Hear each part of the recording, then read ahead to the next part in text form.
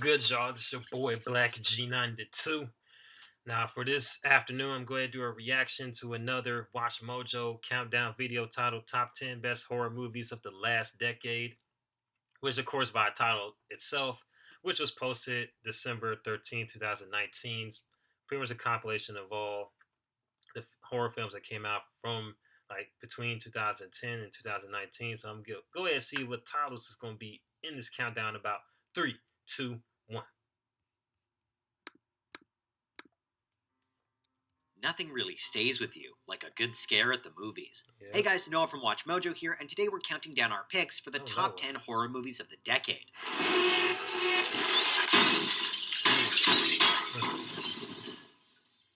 For this list, we'll be looking at the very best horror movies released between 2010 and 2019. I was on the mark. However, we will be excluding movies that are overt comedies or thrillers. Oh, damn. That shit looks creepy as a motherfucker. Number 10. Now, before... Oh, okay, they added the 2017 remake of It, which I have not seen yet, but I've heard some good things about it. You know, a lot of people said some good things about this like remake of It, so I'm gonna have to see not only this, but also the OG version of it that came out in the 90s, came out in the early 90s. But yeah, by the way, is Mandy part of the Hellraiser franchise or universe per se? Because the motherfucker that was on there looked like it's from that, like one of them Cenobites, like, or maybe it's just coincidence, or maybe the like makeup people were inspired by, say, Hellraiser franchise, decided to incorporate a monster that looks like a Cenobite from that franchise/universe. I'm not sure, but I'm interested in seeing. That clip got me interested in seeing Mandy though, but adding this to the watch list as well. Adapting the works of Stephen King is no small feat, but with 2017's It, filmmaker Andy Muschietti did the source material proud. Bill Skarsgård was perfectly horrifying as Pennywise, bringing the infamous dancing clown to life with a sinister flair and manic energy to great effect. You'll float down here. We'll float down here. Yes, we do. Though it relied on jump scares, the film delivers on the horror front without compromise, and in no small part thanks to the looming sense of dread that Pennywise brings to the town of Derry. However, this horror film is also elevated by the excellent performances of its young ensemble cast, and that's what really earns this film a spot on our list. Seriously though, clowns are still the stuff of nightmares. Yeah. If I would see something looking like Pennywise on the street, I'm walking the other way immediately, expeditiously. But we're gonna watch this trailer. Number 9, Happy Death Day. Who could have guessed that the basic premise of Groundhog Day would translate so well to the horror genre? The thing is, with the time loop plot device in play, the filmmakers easily could have coasted by on this concept alone, churning out an otherwise painfully generic and uninspired film. But they didn't. Far from being your run-of-the-mill teenage gore fest, Happy Death Day is a smart and self-aware slasher that does a remarkably solid job of deconstructing the genre. Damn, just punch the shit out of the person wearing the mask. In this sense, it feels like a spiritual successor to Scream. There are plenty of laughs, but these thankfully don't come at the cost of genuine scares. And while it might not be a perfect film, it scores a whole bunch of bonus points for creativity. What do you want? Why are you doing this to me? Number 8, The Cabin in the Woods. I've seen this one like some years ago, once, but I barely remember. Like, I think it's made this one or some other movie I watched with some old roommate of mine, a few people that we knew. Like, it was like real late at night. It was decided to watch something scary, whatever. It's like back 2012. It may have been this movie because like I barely remember, but I do remember seeing this once. But by the way, as far as the other film, I could definitely pick up on the Scream influence in there because it does have that whole comedy element to it based on the clip. So I might check it out sometime in the future. Yes, this film at times feels more comedic than overtly horrific, but we'd like to remind you that it's still got some solid, scary moments. What really earns this movie a spot on our list, however, is how deftly it manages to subvert expectations. And really, isn't that the hallmark of a great horror film? The Cabin in the Woods initially comes across like any old supernatural or slasher teen horror flick, but below this so-called cabin lies an elaborate government conspiracy, one that makes the whole thing not only feel like a brilliant love letter to the horror genre, but a few dozen different movies fighting one another for screen time. It's chaotic, brilliantly crafted, and just a Matter of whole lot fact, of I fun. don't think I've seen this one. Yes, you did. I must Yes, have you got had mixed up with a zombies. whole other But film. this is zombie Never mind. redneck torture It was family, another you film. see. They're But I don't know why entirely people are separate thinking this is species. one I've Like the seen, difference but I don't between think an I've seen elephant this and an elephant seal. Number 7, It Follows. one. This past decade has felt like a renaissance for horror movies, especially those centering on the misadventures of teens. Rather than exploitative slashers with paper-thin plots, we've been treated to some carefully crafted and effective entries like It Follows. Never go into a place that doesn't have more than one exit. It's very slow, but it's not done. There's still plenty of teenage lovemaking, sure, but there are also deeper questions about the anxieties of teen sexuality and STIs. It Follows is an impressively shot message. film featuring some creative wide-angle cinematography and a clear homage to horror filmmakers like John Carpenter.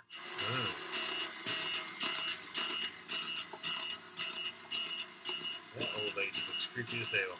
The movie's further amplified by Micah Monroe's performance in the lead role. Ultimately, It Follows is just a really compelling horror film that operates on both a supernatural and psychological level. Plus, it has a great Whoa. score. Has she picked up any sort of house, or is that...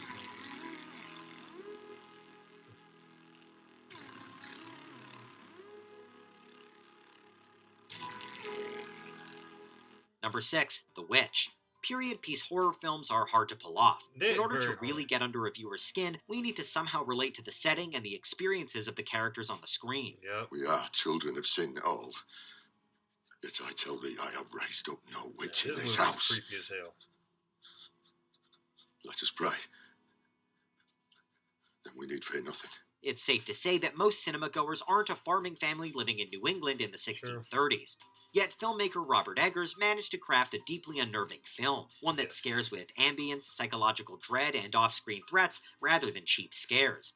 Simply put, The Witch is terrifying, captivating, and impressive all at once. And with Eggers' follow-up film, The Lighthouse, similarly blowing critics away, this young director seems poised to bring us quality horror. I'm gonna have to check out The Lighthouse then. If it's anything of the same quality as The Witch, as if how he describes it, and saying how the critics give it so much love, because I know it's a couple of like critic reviews saying instant classic. You know how it gets sometimes when the film gets first released, it gets all the hype and such, and sometimes that hype doesn't translate to like measure. Sometimes the film itself or like whatever it is that you make, wherever it is that's being hyped doesn't match up with what people are saying about it. So, but which does happen. But if it's as good as The Witch, then I'm definitely gonna check it out. And I'm gonna ask something else about The Witch now. That goat look creepy as hell by itself. Just this it being present on screen as such. There's moments in there where it's like just standing there sometimes just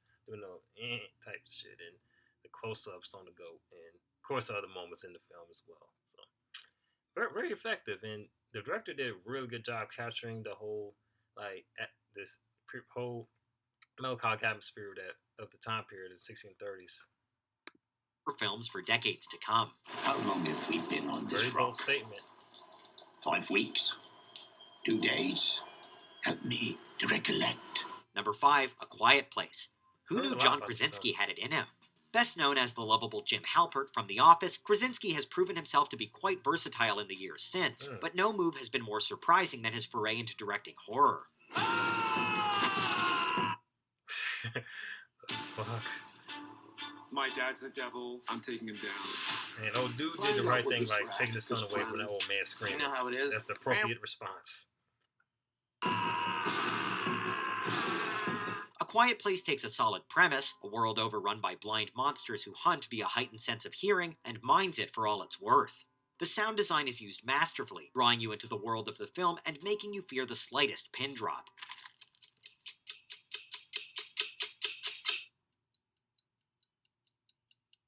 Krasinski and his cast, including his spouse Emily Blunt, all deliver committed performances that serve as the film's beating heart. You grow attached to the Abbott family, and this attachment creates real and terrifying stakes. That thing was creepy as a motherfucker. Number 4, The Babadook. Babadook. Parenting can be a scary thing, especially when you're doing it alone. But when trying to raise a child while simultaneously navigating the grief of losing a partner, well, that must be downright maddening. His name is Mr. Babadook, and this is his book. A rumbling sound, then 3 sharp knocks. Ba-ba-ba-dook, dook, dook. These are the core themes at work in this remarkable horror film written and directed by filmmaker Jennifer Kent. As single mother Amelia Vanek, Essie Davis does an incredible job conveying the deep exhaustion felt by her character.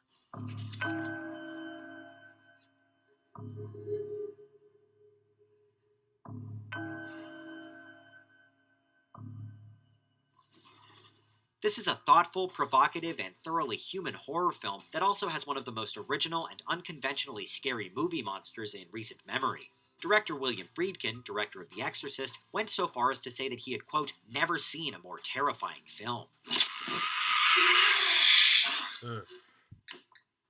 Number 3, The Conjuring. After unleashing not one but two major horror franchises upon the world with Saw and Insidious, filmmaker James Wan delivered one of the greatest haunted house films in decades. Unlike most of the movies... He's definitely on the money on that one, because The Conjuring, as well as the subsequent films within that whole universe, amazing works of horror, for certain. And just for the simple fact that it's inspired by true events makes it a lot more terrifying, you know what I mean? For certain. And I'd like to also add another comment about Insidious, when they showed the brief clip of the little red, black face monster, whatever, from Insidious. I watched it with a couple of friends of mine, and like that movie had me spooked to the point when I went back to my apartment dorm room, like I had the lights on. Yeah, it was that movie was that scary the first time watching Insidious. It was like maybe 10 years ago. Our list, The Conjuring doesn't necessarily feel like it pushes the boundaries of the genre. In fact, it's decidedly old school. What makes it so worthwhile, however, is its attention to detail. It's an incredibly well-crafted and expertly paced film with well-developed characters that we really care about. She made me do it. Wan's knack for building tension and breaking it with terrifying scares is a testament to his horror movie experience. In short, it's the perfect supernatural horror film, one with superb scares and a whole lot of replay value. Yes, that scene gets me still. Number 2, Hereditary. This is the sort of movie that people were praising and warning each other about in the same breath. A deeply disturbing supernatural and psychological horror film, Hereditary follows a family haunted by the death of their grandmother. But it's so much more than that. Not only is it extremely unsettling to watch, it's also chock full of unforgettable moments that'll most likely give you nightmares. The fuck? It's not a pleasant viewing experience, but there's no denying that the film is a true work of art, both narratively and visually. The fuck? Why that woman banging her head like that? You can either ignore it. While Hereditary might feel like the more focused film, director Ari Aster's 2019 follow-up Midsommar is similarly effective, and deserves a nod for managing to be so deeply unnerving despite its more colorful setting.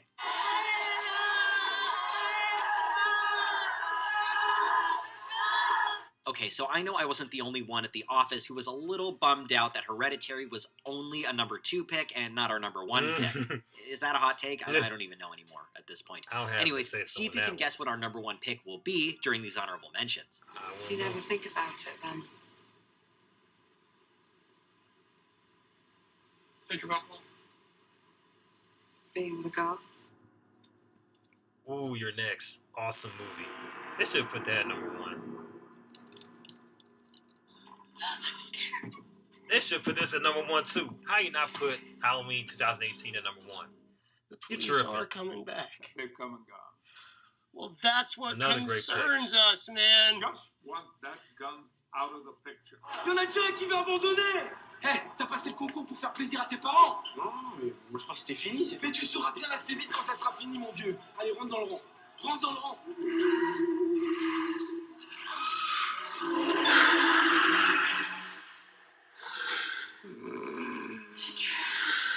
Before we continue, be sure to subscribe to our channel and ring the bell to get notified about our latest videos. You have the option to be notified for occasional videos or all of them. If you're on your phone, make sure you go into your settings and switch on notifications. Number 1. Get Out. We're definitely witnessing a new generation of horror auteurs leaving their mark on the genre. Yes, indeed. But arguably no horror filmmaker working today is more exciting than Jordan Peele. Sink into the floor. Wait. Sink.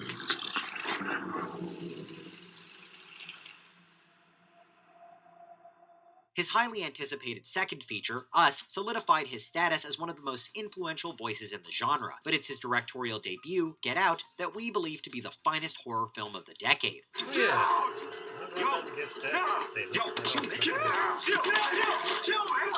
Wholly original and terrifying in the most unexpected of ways, Get Out delivers scathing yet profound social critiques.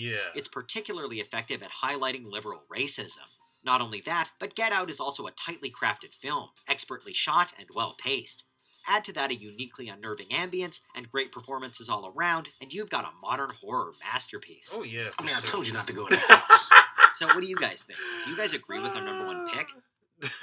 Old dude's friend, man, was great as a comic relief amidst all the crazy shit that was going on in that movie. And I don't have nothing against what they say about Get Out, because I was one of those folks that loved it when I first seen it, and I still enjoy the film, subsequent viewings, of course. You know what I mean? So because it definitely did offer some solid critiques on as far as like you said, racism, liberal racism, and also amongst other things going on in society and amongst other things. So, but this ain't gonna be a breakdown of Get Out per se, but just adding on to what is mentioned on there. But what was your favorite horror movie of the decade? Let us know in the comments. Be sure to like and subscribe to Watch Mojo, and click here for more awesome content.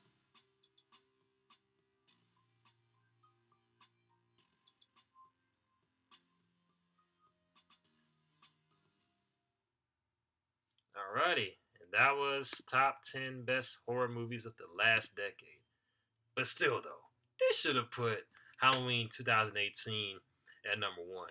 Now, I got nothing against them putting Get Out at number one, because I understand it deserves all the praise and the hype, not hype, but all the praise it's gotten over the years, since its release and when it first released, of course, all the positive feedback and everything. Because like I said, I definitely enjoyed the film. I first seen it in theaters and such, and subsequent viewings, of course. But they should have at least put Halloween 2018 somewhere in the countdown, at least in the top 5, for real, because that's OG slasher. That's another. That's OG, man. That's OG slasher flick right there, for real, And plus, not to mention, it's another. It starts off another timeline, picking up where the first Halloween left off. Yes, I know, another timeline, as if we already had a bunch of them already in the other movies. So this one was the one that came out this year. Halloween Kills is part of the new trilogy that's going to pick up where the 1978 Halloween left off, more say. So, but yeah, anyway, aside from all that, very solid list though. Quite a few names I've seen that I'm more so familiar with name only, and most of them I haven't seen yet or haven't got around to watching, because there's only but so much time you have throughout the day, and I also have a preference for the throwbacks and the old school style horror, but I'm always interested in seeing the ones that came out the past decade and also past 5 years even that I've perhaps missed out on. And there's some that I've also watched around that time period that I've grown to be a fan of and such. So, but anyway, this was a pretty solid list. I wonder why they uploaded it in December. This was fitting in October, which that's why I did a reaction to. Because, again, it's the season for these type of movies. But anyway, it's your boy. Anyway, before I sign out, I'm going to go ahead and let y'all know that if this your first time watching this reaction video, be sure to hit that like button, hit that notification button, hit that subscribe button, and also if you like this video, be sure to hit that. Be sure to do the same thing. And if you have any requests as far as countdowns and music videos, movie clips, and what else? And also songs, interviews, be sure to post them in the comment section below. And be sure to follow me on my social media accounts, which will be posted in the description box below, as well as hit that donation link to my PayPal. You already know what the deal is with that. So, as I mentioned in several other of my previous videos going back earlier this month, so you already know the deal. If you're able to, then cool. If not, cool. But just, you know, also be sure to let your people know about this channel so we can build this channel up. And like I mentioned in my other videos, we going up this year, like the last 2 months of this year, and also going into like the early half of next year, January, February, like 2022, we going up despite of all the crazy nonsense going on. Still in 2021, we still going strong for sure, and much blessings on the way. This your boy Black G92 about to sign off. Holla at your boy. Peace.